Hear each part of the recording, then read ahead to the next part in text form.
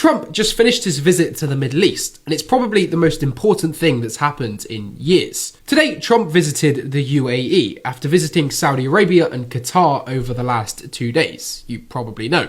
Now, I'll get to the important part in a minute of what this entire Middle East visit achieved, but first I'll talk about what happened on his visit to the UAE today. I'll start off with the biggest thing. Whilst he was in the UAE, they signed a deal for them to invest over $1.4 trillion into the US, specifically into the AI sector. Not only that, but Trump also said he expects the UAE to invest even more money into the US over the next few years. He said, quote, "I have absolutely no doubt that the relationship between the US and the UAE will only get better and bigger." And the leader of the UAE spoke on Trump's visit. And he said, quote, "We are committed to working with the United States to advance peace and stability in not only our region, but globally." Now, moving on to the important part of what was achieved across this entire Middle East visit to all of these 3 countries. There was quite a few things, but if you've been watching my videos over the last week, you would know that there are a few things which did stand out. And one of those big things, which really not many people heard about, was actually Trump condemning the idea of the US intervening in other countries' politics, specifically like they did in Iraq and Syria. Trump said, quote, "This great transformation of the Middle East has not come just from Western intervention, or from us giving you lectures on how to live." Of course, something else which you might have realised is that Trump didn't visit Israel on this trip to the Middle East, which is actually quite unusual. Usually all US presidents visit Israel when they visit the Middle East. Nobody officially knows why Trump didn't do this, except a lot of reports have said it's because Israel is being quite hard to work with